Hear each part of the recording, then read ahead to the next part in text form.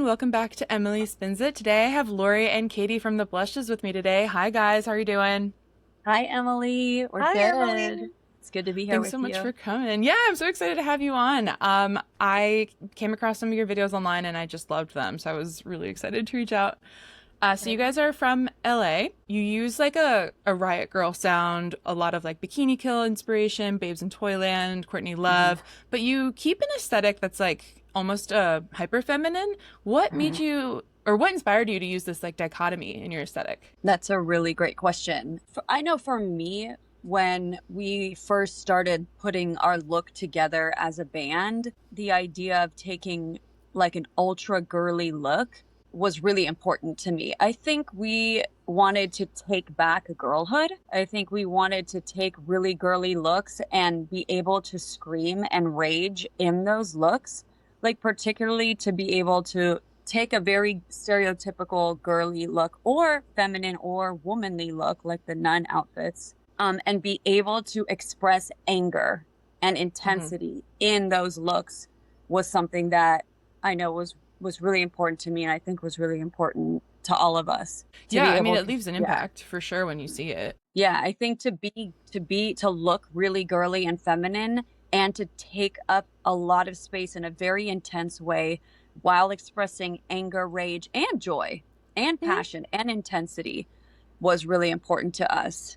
Yeah, I mean, like especially you said about the nun outfits where they're that like hyper hot Hmm. pink. It's yeah, it's a visual impression that like you don't forget. And I felt the same way about maybe the plaid dresses with the bows. Like Hmm. there's something very like sweet, almost like innocent about that. And Exactly. then compared Yeah. with the message in the lyrics.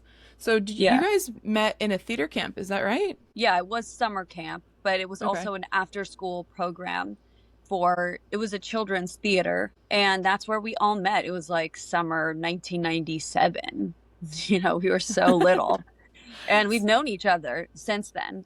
And that's how we grew up. We grew up singing, dancing, performing, acting, inhabiting characters, being really able to express ourselves very freely.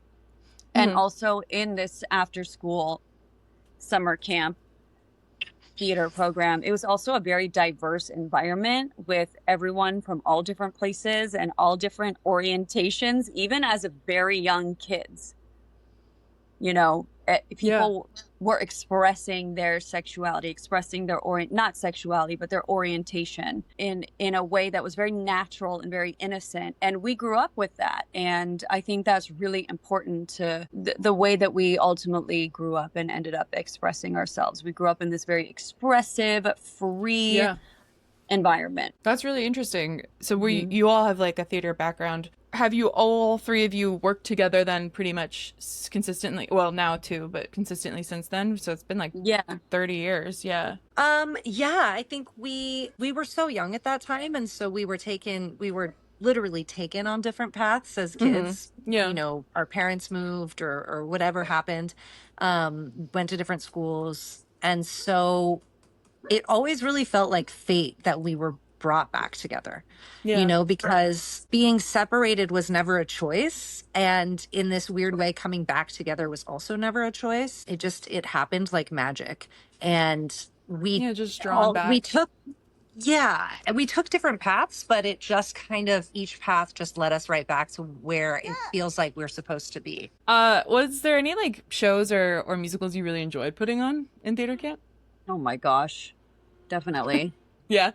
My core memory of Katie is playing Snoopy in You're a Good Man, Charlie Brown. I just Cute. thought that she was the coolest, Charlie most Brown. talented girl like I had ever seen in my life. Yeah. And Snoopy was and cute. that's I one of my peeped. core memories is Katie being Snoopy. I definitely That's peeped And so as cool. I Snoopy. was like And obsessed Lori's with in that a show. chorus line. For some reason, kids were doing a chorus line. That was like my favorite show. And we did Bye Bye Birdie. I also Oh, that's a loved good one. that show too. It's Yeah. amazing. I think Katie, we did Wizard of Oz, right? Scare, We did Wizard were of you the Oz. scarecrow? I Yep. think she was the I was the scarecrow. scarecrow. The combination of dressing up, Yeah. singing, dancing. Not just putting on a production. Yeah, a whole production, really like exactly like a 360 production, being involved with Yeah. everything from backstage to the costumes to the lights to everything at such a young age was really formative for us. Absolutely. I'd imagine it gives you like a lot of comfort on stage really early so that you feel confident, like Yeah, projecting yourself the way that you would like. And it also shows definitely. you the power that can come. Like, I love drag, the power that can come from a costume and Yes. dressing up as someone Huge. else. Yeah, I think Oh my that's God. awesome. We are huge fans of RuPaul's Drag Race. We have seen every single episode. You guys have said that punk is more than just a scene and a look, but it's a lifestyle. So, what drew you to Mhm. that lifestyle? I feel that women are natural born punks. Mm-hmm. Yeah. We're put up against a system from the very beginning. We're put into a way of being from the very beginning, and any tiny little diversion from that script is like instant automatic rebellion. And I feel that most women feel that way, and Yeah. especially in the world we're living in now, where our rights are being Mm-hmm. eroded and have been eroded so drastically. Just existing in a woman with so much up against you is to me and to us is punk. It's not a jacket with writing on it and safety pins. It's not a hairstyle with, spikes. It's not boots. It's not even a musical style, like a series of chord progressions or a Right. way of strumming the guitar or a beat drum pattern. It's not even that. It's an attitude of doing it your way, and it's anything that's alternative and anything that's empowering to you. I Yeah. think that punk is a safe space and punk is created, and Lori is absolutely right. And I think when you touch upon like the spikes and stuff, I feel like those are details that signal, hey, freaks, weirdos, queers, Yeah. women, anybody who's being, othered, anybody who's being targeted, you're safe here. And right now, a lot of people really need safe spaces, in especially women. And yes, buddy, and children. And yeah, so for me, it's a safe space. Yeah, I think that's also a good point. Like, it's more of a not symptom, but it's the same thing as anybody with like a handkerchiefs or the carabiner or the way you Hmm. laced up your boots. Like, it was more just a way to express or to flag community more than like adopt a aesthetic. So I think that's Exactly. a very interesting way to look at it. I agree. I mean, I grew up with a mom who was big on raising independent women. Ended up with two queers, which is really funny because of course that's what happens when you raise independent women, but she was Hmm. the same way. She wanted to make sure we were always going to be independent, and that did lead us, both of us, in being interested in like really aggressive and loud music and punk scenes. So I can Yeah. definitely understand that. The word independent like really stands out to me too. Like independence as a music project too. Hmm. Because we're independent, we're not signed with anyone. And we've done it all on our own. To that point about community and the way you pursue your process and the way that you go about your own, I don't know, for especially in music formation as a band is for me it's a big point about what is punk. Yeah, just having complete control of what you put out there Exactly. and making sure it's the best way to represent you. What are some of the first shows you remember attending that really impacted you as kids? Oh my gosh. The first concert I ever went to was the Spice Girls. Yeah, Nice. I That's know. iconic. Yeah. I know. That is iconic. Yeah. The first show that I remember seeing that changed my life was Liza Minnelli. Okay. Wow. All Mhm. right. In That's also a Vegas. great one. Yeah, I mean, iconic women all around. Spice Girls to Liza, let's Yeah. go. Wow. What was Incredible. yours, Emily? My grandfather used to take us to the American Idol concerts, but the first like solo show I saw was actually Avril Lavigne. So yeah, same thing. Wow. Independent women. Yeah. Wow, there's some very cool women in this Yeah. lineup. We're clearly very inspired by strong women in this group. I actually think it's funny we say that too, because I think the like riot girl vibe is having a resurgence. I mean, with Olivia Oh Rodrigo yeah. just putting out Hmm. that one, and um, Lambrini girls coming back around. I Hmm. think we are due for another set of more Definitely. mainstream aggressive Oh women, which I yes. love that. Oh yes. Um, I love Olivia Rodrigo. I did see like a comment one time that was like, she's the perfect example of when you want to be punk, but you have a whimsical voice. I'm like, I know, because her lyrics are so like, you know, aggressive, but she does have such a pretty sound. So I can understand. Well, we actually really try to celebrate that. You know, I do like too. we started the conversation of like the idea that you know, you have to be male or masculine to be Yeah. profound or to be edgy or to be punk. Like Yeah. there's something really special about that energy coming from her beautiful female voice, you know, which is interesting. And like, well, that's something that we really, like Katie said, try to celebrate. And I know for me has been very intentional, which is opposites, you know, from a performance art aspect, a presentation of sweetness, but a message of intensity. And those are points of tension, you know, It's that that people, dichotomy in your yeah, aesthetic as well. Yeah. exactly. Of that innocence paired with that Mhm. power. I like to reject this idea that, you know, in order to be heard, you have to be, you know, present as men or do it the way men do it. Yeah. Oh my gosh, you guys, there's a lot of hummingbirds out right That's now. very special. So delivering that message in that feminine way is, as Lori said, it's very intentional for us. Like we are Yeah. intense and emotional and deep and profound and angry and Yeah. you know, this certain flavor of feelings and energies, and to deliver it just as women and not as women trying to be masculine, not as Exactly. women Yeah. trying to assimilate, but as women embracing being women. That's at the crux, you know. And I know Yeah. that this is kind of a different version of what's already been said, but we can always That's come all back right. to this. Yeah, I mean, on a like personal level, I spent a lot of like my youth being more tomboyish, and then as I got older and realized what like, oh, being a queer woman is, it was kind of like an opening to be like, no, I love pink and jewelry, and I want to, you know, there you don't have to be one or the other. You can learn how to Exactly. find the shades of not gray, but Exactly. shades of difference in between. Shades of Yeah. pink. Yeah, Exactly. shades of Yeah. pink. Yes, love I that. feel Shades like of pink. growing up, like guy Love that. stuff was so cool, you know, Yeah. Same. and if Yeah. girls liked guy stuff, that was cool. But if guys like girl stuff, that's lame. Yeah. And Right. that's what do you and we're like, no, Yeah. our stuff is cool. Like actually, our Our stuff stuff is is really fun. cool. And the Yeah. truth is like raising a boy is actually like it shows you that like it doesn't matter. Like kids, which we all have inside of us, like glitter. They like Yeah. pink. They like dancing. They like doing all of these. Color They like and color. Yes, yeah. they like these feminine things because we all have that inner child in us, you know, but Yeah. we hide that or something. Oh. We like skateboarding. Mhm. Hey, wait, we're on a feminist Zoom right now. You can't Yeah. talk to me like that. But also like love that he can speak up and tell you how he's Mhm. feeling. Really good about Hi. that. Yeah, he's so good with boundaries. That's so Yes, he's very important. And boundary. that's like Exactly. a continuation of what you were talking about. Exactly. Yeah. How old is he? 3, you said? 3. And he's performed in my belly with us. Sure. And he's been to many shows with us, Mhm. you know, in the crib. Yeah. And he's gonna come on tour with us. And he's our little rock and roll kiddo.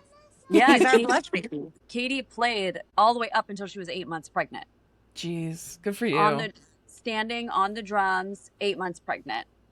I don't want to do anything like mildly inconvenienced. That is so hardcore. Really, But it's incredible. that's, you know, but the blushes are so joyful and Yeah. like it's even lugging gear around, it doesn't feel inconvenient ever. You Yeah. know what I mean? It's like getting together with your community Mhm. and making music that matters to Yeah. you and speaking to people that are hearing your message. That's what's really like it just never feels like work. And I know Lori has said this before, but it's just like I want to go and play a blush show. I Mhm. want to Yeah. go do that right now. Like Yeah. that's what it fills my tank so much. Mhm. And so even 8 months pregnant, even with like swollen ankles, even like when I was throwing up every morning and couldn't smell anything without gagging, I was like, I need to go to a dirty venue and play a show. No, this brings me joy, so I'm still making This time for brings this. me Yeah. joy, and joy is good for my baby, and Yeah.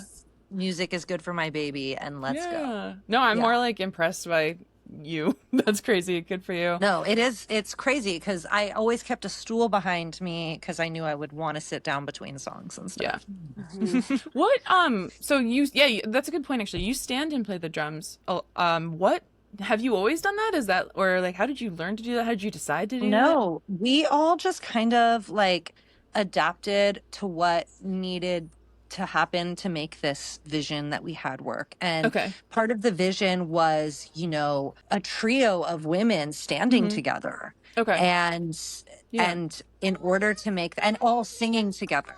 Yes. Oh, okay, let's go get them. And in order to make that vision happen, we needed to all just be standing in our power. And I think that's really where that came from. And Hmm. like this vision of the three of us standing in this triangle, you Hmm. know, being connected by all standing in this shape. It was like, I don't know, it was part of the vision. And so we all just adapted and we're like, okay, what do we do to make this vision work? You grab a guitar, you stand up, Yeah. like, and we Mhm. just made it happen.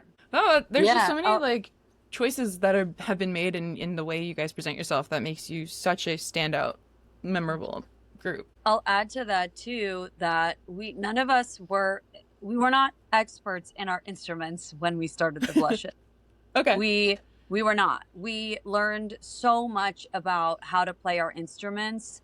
I'm sure there's people out there who are going to hate saying that, but there's people out there that are going to love it too. Yeah. We learned so much about playing our instruments by being hands-on in the project, doing it our way, and like Katie was saying, deciding how we wanted to do it. And it just makes it even that much more special that we really weren't like experts in how to play our instruments. We learned so much on the job.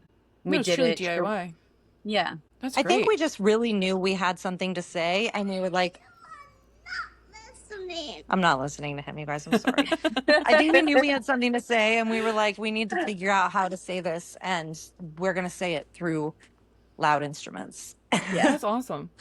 I know you guys did some other acts, some solo work, but when you came together, what were like the early performances like? Was it sort of a plan or was it more organic how you guys came to be? Like, how did that happen? How did you solidify the blushes? Well, I love this story because we were actually at the Philosophical Research Society in Los Feliz. If anyone listening knows what that is, it's a really amazing, it's kind of like a temple of philosophy where like esoteric lectures happen. And we were there for some reason. We might have been watching a lecture or something, or there was some kind of gathering. And we had recently reconnected, and Katie actually looked at me and our other bandmate at the time, Katie Rose, and said, I think there's a band here. And we went, yeah. And then 1 week later, we got together, we wrote our first song ever, which was Me Time. And then from there, it was just nonstop from that moment. So in a way, it happened very organically and very natural. And naturally, I think for us, we knew that there was something here. And when we started playing shows, which was honestly like pretty soon after that, because we wrote our first 5 songs so fast. Our very first show, weirdly enough, was at Hotel Cafe in Hollywood, which is like honestly like a quiet venue. Yeah. I had a soul singer come on earlier and that's what he performs. Yeah, exactly. It's like a quiet venue. And then we just come out, blazing to such a great reception. And from that point on, we just always got contacted to come play this show, come play that show. We said yes to everything. We've played and we still play shitty bars, dive bars, whatever, any place we just go. So it's been very organic and natural. And I went back there recently, actually, for Melissa Oftemore's, who's the bass player from Hole and Smashing Pumpkins, for her book signing and her book reading. And it just felt like this whole full circle moment. Yeah. Because I got to meet her and it was just very interesting. I'll definitely have to look that up. I've not heard of it before, but that sounds like something I would really like. Yeah. Speaking of some of your songs, the most recent release was your single Radical, which was last May 2025. So I like that the lyrics you picked for what should be considered radical were like basically just like human rights. Because true, like why is that radical? That's crazy. How did you come up with this song? Honestly, the true story is that we have always been really vocal people and have always shared our thoughts and feelings. at parties, on social media, what have Yeah. you. And I was postpartum when, the atrocities of war, really Yeah. escalated in the Middle East. And it was just like incredibly difficult for me to fathom like Yeah. other parents experiencing such terror. And I Yeah. was postpartum and I was just like massively on this ceasefire now kick. And I received so much pushback that I was kind of shocked and blown away and really hurt because I felt like I would never be anti-war to hurt anybody else. So basically, that kind of obviously created a further national conversation of Yeah. like, what is normal anymore? Yeah. And then that was also all aligned with kids' school lunches and, Yeah. trans right, the trans sports conversation and all of this stuff that's just like, yo, let people live. And why is it Yeah. crazy to just want people to be normal? And why am Here, I yeah. the weird one here? And I like that you picked like stuff that should be like healthcare, like stuff that seems so elementary, but and yet Mhm. somehow, yeah. What I like about this song is that we live in such an extreme time. Mm-hmm. We live in this time Yes. where we are watching fascism come to fruition before our eyes, which previously was something we only learned about in history books. But now we're Yeah. seeing how it really can unfold. And Radical as a song is so simple and clear. Yeah. And I just feel it really has such a profound effect in such an extreme time. I agree. All right. Let's play that track now.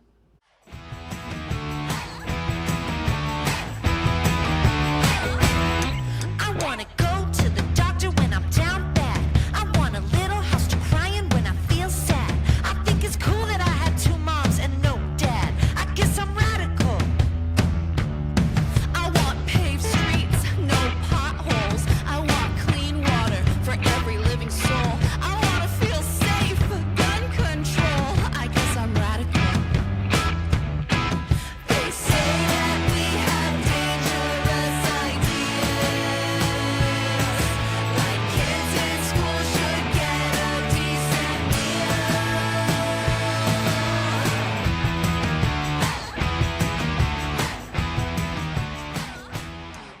All right, welcome back. The other song we're going to play today is the one actually that made me aware of you guys as a group, which is BFF. It was like a hazy filter over these like almost like school outfits, and you're just standing in like a wood paneled room. So how did this song come to be? That song was brought to the table by our former bandmate, and she is such a profound songwriter, and she can write a full-fledged song in under 30 seconds. And Oh my God.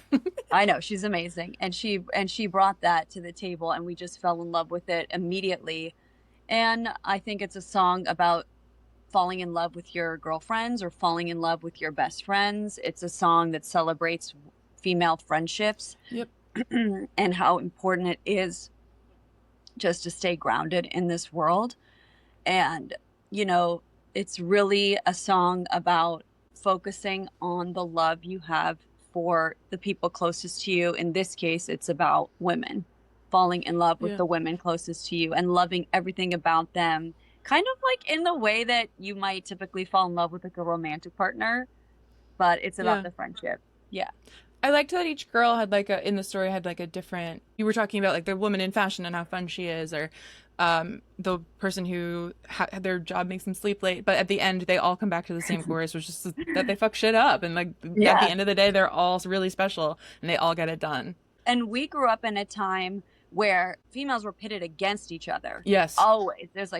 There's no place for you, so you need to, be cutthroat and push Yeah. each other out, and there's only room for one of you if you do make it. And so just turning that narrative upside down completely, saying, actually, we're going to love each other and we're going to stick together, and that is how we're going to overthrow all this BS, this patriarchy, this fascism. There's a really sweet kind of nod to Rebel Girl, which is the foundational song of this whole movement, Yep. in a way, because it is celebrating women and loving women and not we're not writing this song about boys. F that. Like, we're writing this song about a girl I love in a platonic way because she's iconic and amazing and I want to wear her clothes and dress like her and she's inspiring me and I hear the revolution and that's I think a big part of that song in this way. And at the end of the song when we're kind of raging, somebody yells, ladies to the front, and it's like the sacred riot girl text, this idea that no, it's time for the ladies to come to the front and let's keep them safe and let's make sure that when we mosh, we pick them up and they get to see the show in the front and they get to feel the energy from that front row in a safe way because the boys have pushed us to the back for so long. So I love that kind of love letter to rebel girl that is also in that song, in addition to everything that Lori shared about the song itself. That's awesome. We'll play that one now too. Thanks, guys. My best friend's into fashion. She gets dressed and it's a vibe. And then she makes me die laughing. She's the coolest chick alive. After all day at auditions around Hollywood and stuff, she gets right back to Silver Lake to fuck shit up! Fuck shit up! Fuck shit up! Look at her hair! Look how she moves! Look how she dancing, babe! She got the groove! She paid her taxes! She made the cut! She got a license to fuck shit up! All right, welcome back. So I mentioned a little about the aesthetic for BFF. First of all, when I was researching you guys for this, I came across discourse on Reddit where someone was like, do they use AI? Which is insane, by the way, because if you spend 10 seconds looking at your videos, you'll see they're so obviously DIY. You guys use a pretty head-on shot and the three of you standing there in the clothes that go with the video. How did you come up with these shots? Because they're so obviously human. There's no AI happening there. So what is your inspiration for these long form videos? Well, I guess that's my doing. Okay. And that's just from a cinematographer's point of view, that's just my instinct.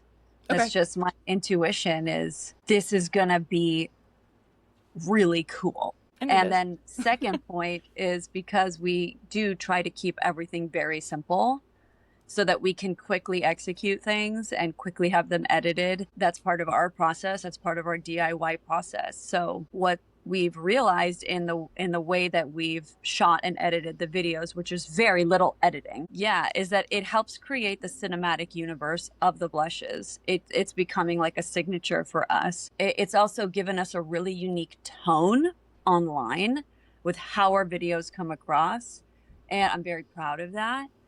And it's just helped to really emphasize, create, and celebrate the blush world. And the way it's done, I guess it's just very intuitive. I've done a lot of the cinema aspect of it. It's just the way I like films to look, I guess. Lori is definitely the visionary behind that. She's totally being modest right now, but she is she's definitely the type of artist that when we have a song, she has a visual vision for it, and she pairs sound and vision in this way that is so natural and, like she said, instinctual for her. And I think whether it's writing music or making our visuals, following that inner voice has been our guiding light. And Lori just really, really has an instinct for visuals, and that is actually seen through our entire social media, our website, all of that. Absolutely. She's really got a gift for it. And if you like all of that stuff in the blush world, just beyond the music, it's really Lori who should be celebrated there. She's really special. Well, and Thank I think you being so active in it means it's so consistent through everything. You can definitely see the through line. So I see what you mean about cinematic universe. Yeah, it's our touch. It's definitely our prints. And also, Katie said the word natural, which really stuck out to me. I think it's been very important for us to come across very natural, very naturally in our skin, in our faces, in our bodies.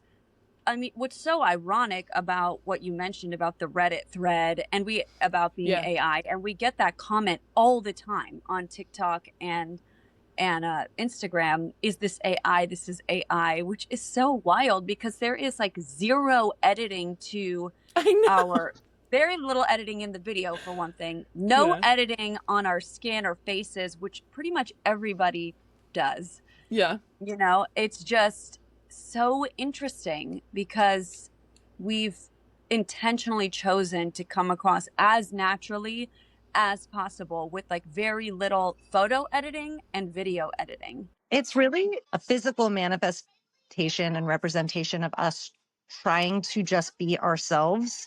This project, through all of our creative journeys, really came out of us just wanting to be free to make art, the art we want to make, the way we wanted to make it, say what we need to say, the way we want to say it. And so, when we talk about what feels or looks natural, it really is just about owning our truth and our authenticity and how to be ourselves while performing, and I think Yeah. we've gone on a journey, just trying to do that. How do we perform? How do we put on a show and really play these characters and play this show and make it a show and make it fun and remain authentic and stay true to who we are and be ourselves and let these people get to know us so that they know we mean what we say and we write what we Yeah. say, and the people you see are the people that wrote these words and made those videos and took those pictures. And I think AI is so crazy, and it is getting so real, and I guess it just, people really don't know what to believe anymore. Yeah.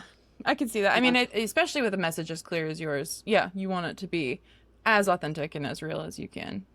Yeah, the AI thing, we got to get better at parsing that Mhm. as a society, I think. So you have a single coming out soon. Do you want to just maybe tell us a little about what we can expect with that? Well, we have this single is kind of out. It's a secret track on our Bandcamp right now, which Ooh, is okay. not such a secret. And we, in the spirit of always doing things our own way and always learning as we go and trying new things, we weren't really sure what our release plan for this song was. So we Okay. put it out as a secret track, and I don't know. We might release it as a celebration if we hit a follower landmark. We might Oh, just okay. drop it on a Monday because we're bored.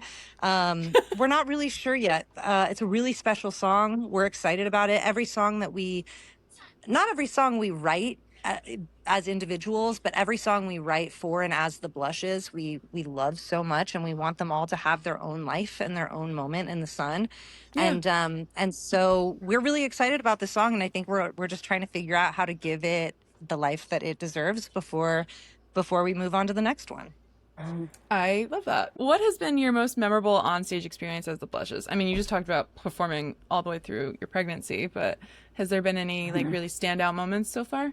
Well, our first show ever was incredibly special Mm-hmm. because it was the first time we really proved to ourselves that we could get up on stage and perform, half an hour of original music that we wrote together with these instruments that we weren't terribly comfortable with and that we were still learning. So for me, that the first Blushes show was just really special. I feel like it was the moment it really became real, and it was the moment we went like, oh, we're doing this and we can do this and we are doing this, and people showed up for us, and there was just so much energy in this tiny room, and I feel like everybody was going, like all our friends and family were going like, yeah, we Yeah. believe you. We believe in this. And it was the starting line. And there's been so many amazing moments since, but I can kind of, for me, They thinking all back, come.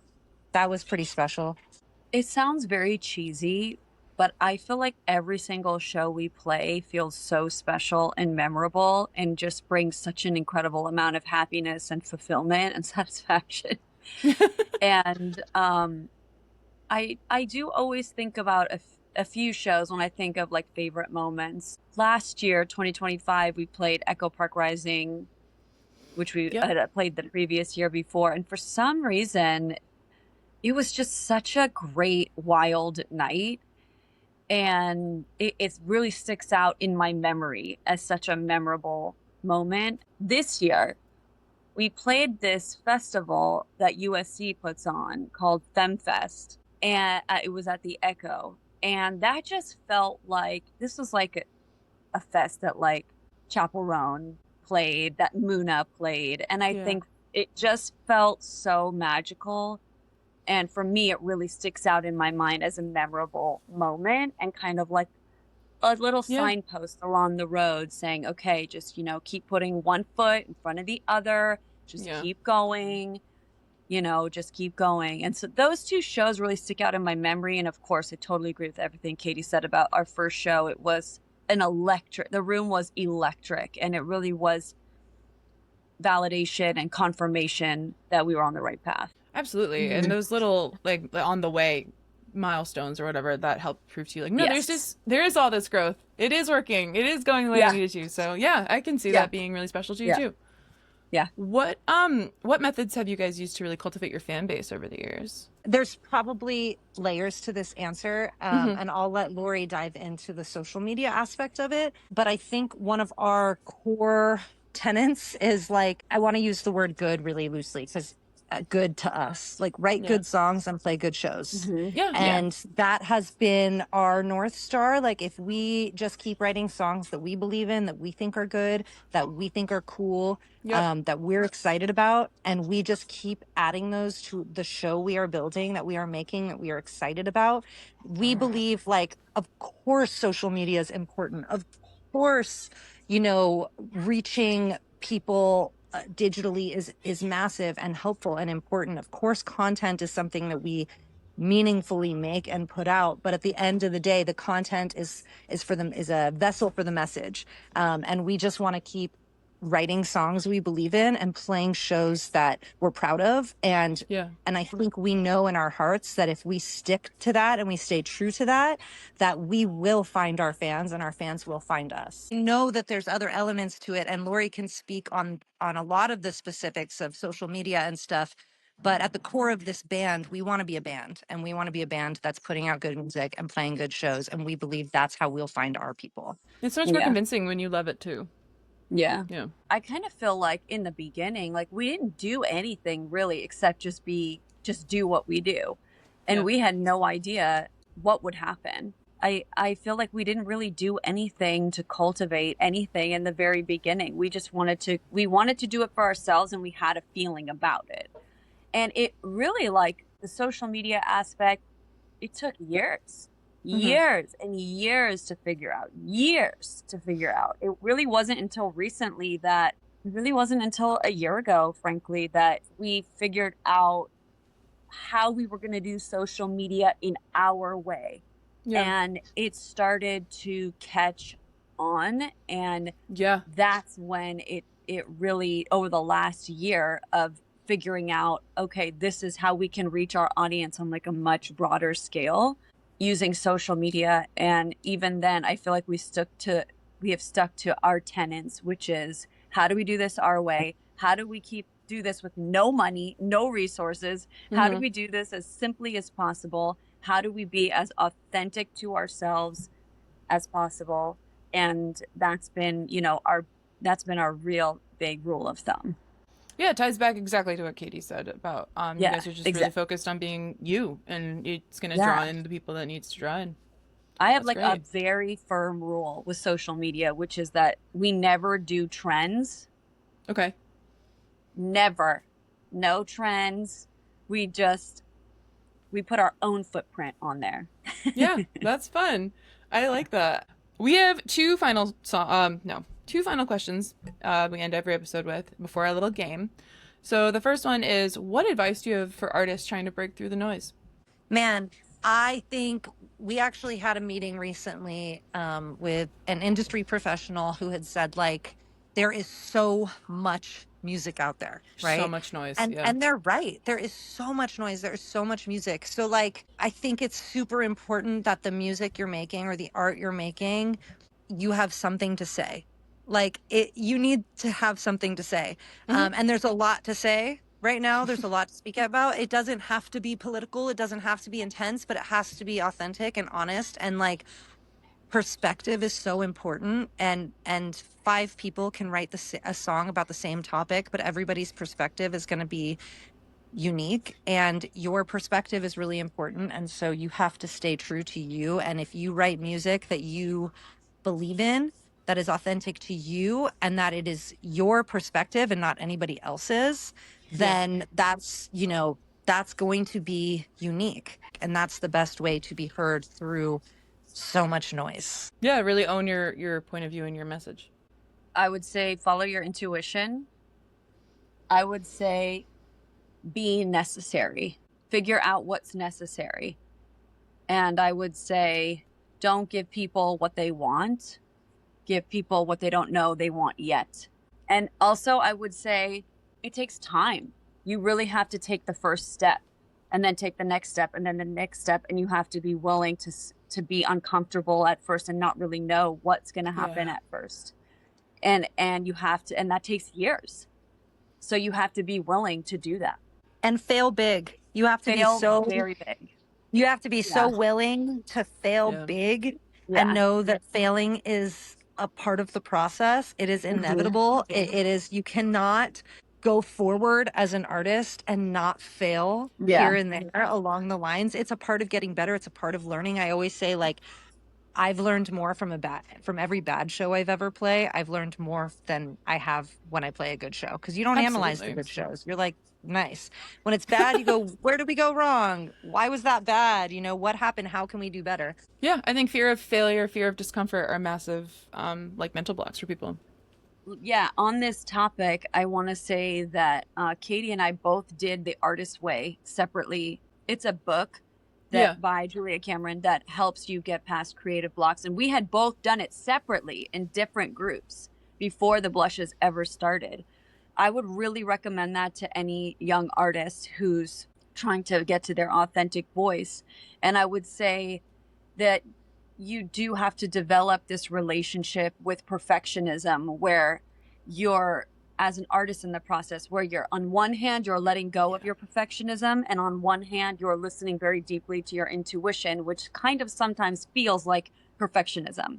So you have to develop this relationship with perfectionism where you know when it's hindering you, and you also know when to say, no, this is my vision, this is my intuition, I'm going to go forth with that.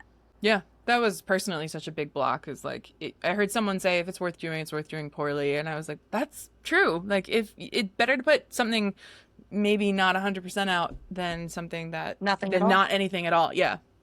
Totally agree. And also, I really want to second what Lori said. Like, I picked up The Artist's Way probably 15 times before I ever did it. And when I finally did it, it was pretty life-changing for me as an artist. And I'll probably do it again at some point. So no pressure to anybody listening. But I also highly recommend that anybody who is stuck or feeling lost or wants to take that next step as an artist, but really doesn't know where to begin, do The Artist's Way and like message us if you need a good group, because we know one. But like, you can do it yourself. You can do it as a support group. I was at a coffee shop the other day and I saw 4 people meeting and doing a chapter. Like, they started their own Artist's Way group. It's really a great thing to do in a weekly group. Anyway, I'm not being paid by The Artist's Way. I just want to second what Lori said, because it really is a great, it's a really great next step for anybody who is going, what do I do next? How do I become the artist I want to be? Our friend Paulina Pinsky hosts Artist's Way work groups, and that's how we had both done it. We did it with her. That's cool. I think that's a good idea. Like, if you're going to do something that's, I mean, I've not done it. I'm not technically an artist, but I've heard other artists talk about it. And we're I know all artists, Emily. You're an artist. Look at you. You're producing a show and conducting an interview. I appreciate that. Maybe I'll do The Artist's Way. I have heard it's like very, it makes you really look at yourself, though. So it's probably better to do that in a group if it's something you would otherwise struggle with. Yeah, I think that's I think a good idea. Just meet once a week, and you don't have to go into the intimate details of what your experiences was, but you just meet once a week and you say, okay, like, my artist date this week was this, and this was a great takeaway for me. Or you can read the next chapter together. There's ways that you can do it just so you don't feel alone and you have accountability. And also you can keep that stuff, you know, just for you, and keep it intimate and personal as well. Because it is you're right. There's a lot of personal reflection that takes place. Which is also goes back to saying about like make sure you know what your message is and your point of view. Like that sounds like a really a really clear way to have all of that laid out for you to look back on. Okay, my last question is, what is your music industry hot take? That we don't really maybe need the music industry anymore. I know that there's avenues that can help launch your career, but we also have so much capability now to make the type of art that we each want to make, and that is really exciting. So I guess I'd rather see a lot of weird art than more curated industry art, and I think that's happening, and it's exciting. Well, who's that? Yeah.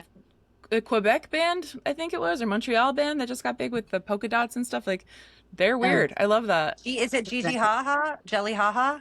No. I think so. She's cool too. Angine de Poitrine. Oh, cool. Okay, yeah, they're from Quebec, Quebecois. Have to look that up. Sounds amazing. Anything with polka dots, I'm in. They're super weird and like exactly like made weird art, and that's what got them to be in front of audiences. Sorry, Lori, what were you going to say? That's okay.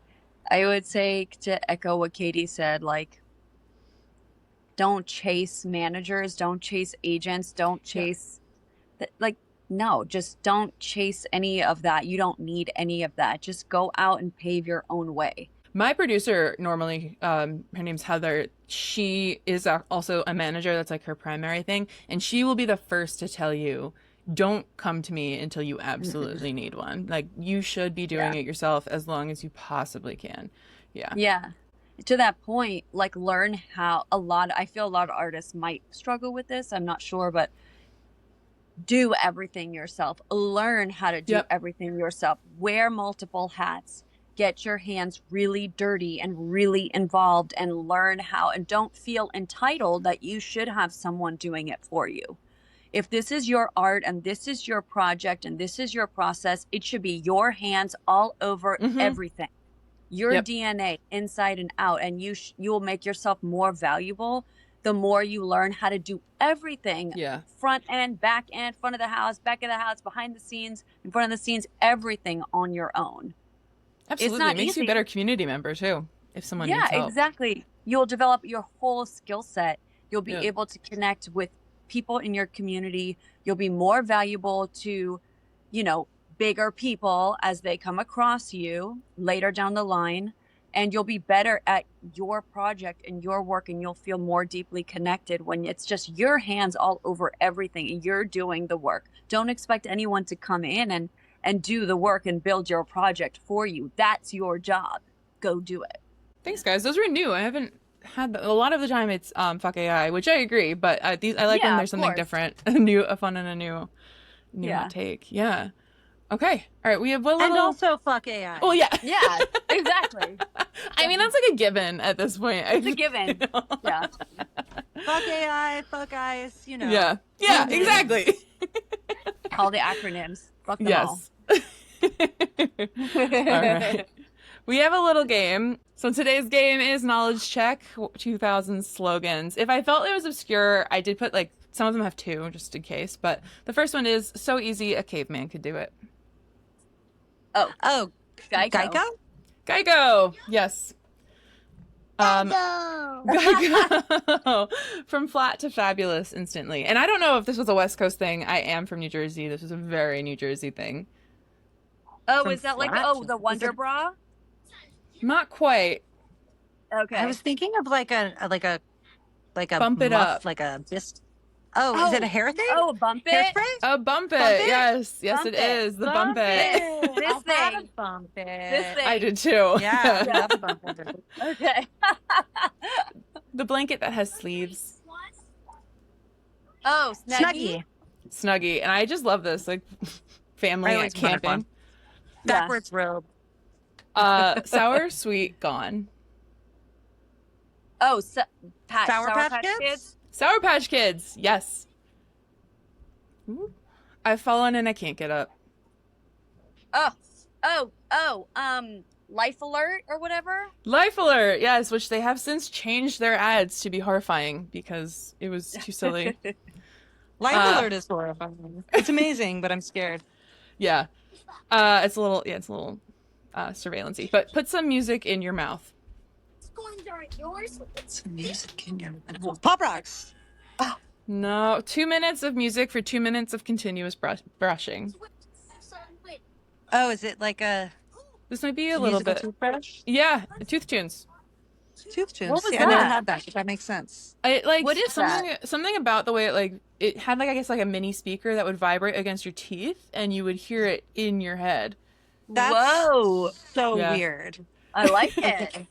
I've never had one like really. I did like a friend gave me one as a joke once, but it was like Wow. exactly 2 minutes to try to help kids brush their teeth. I love that. Today's biggest hits sung by kids for kids. Kids Bop.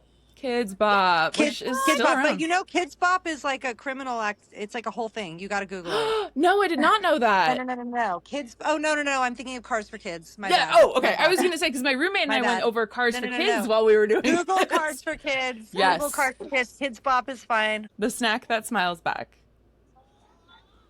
I want to say Dunkaroos, but I don't think that's right. Is it? It's close. Oh, it's a Cheeto. Close. Cheez-Its? Cheez-Its. Skullfish. Oh, Goldfish. We were we just should have known. eating That's what Julian was eating goldfish. earlier. That's my favorite snack, Julian. So I They're get so it. good. Yeah. I always eat his. This one you might not get. It's the Magic Gravity Ball. This was very like infomercial on Nickelodeon. No, we know Snick. Okay.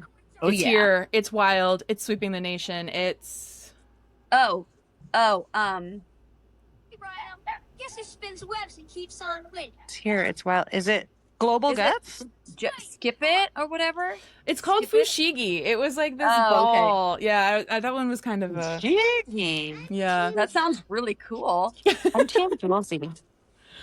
How many licks does it take to get to the center of the Tootsie Pop. Tootsie Pop? That Can you- owl, man. That owl. And which, by the That way, owl.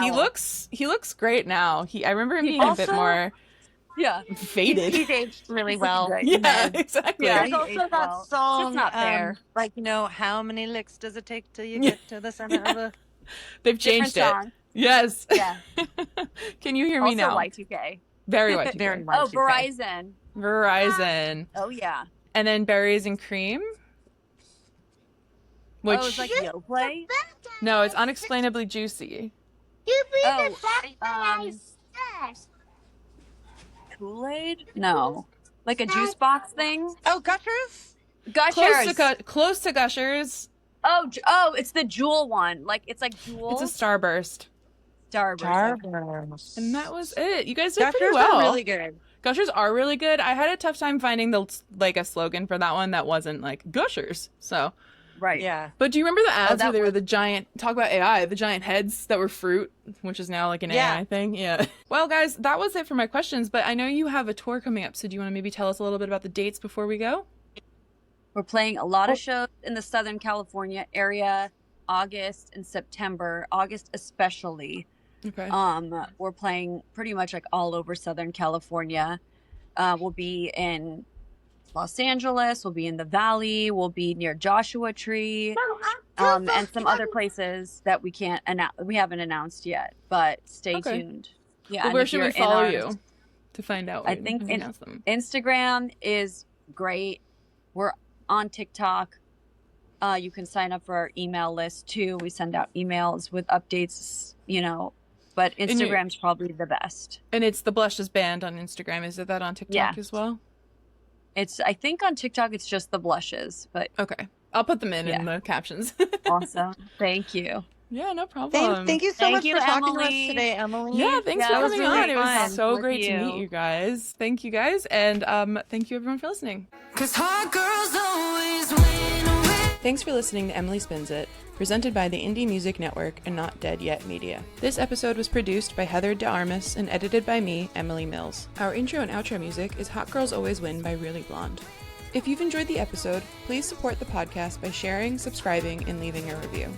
You can also follow the show on Instagram and YouTube at Emily Spins It. For more shows about breaking through the noise, head over to the Indie Music Network podcast. If you have questions or feedback, contact us at notdeadyetmedia.com/contact.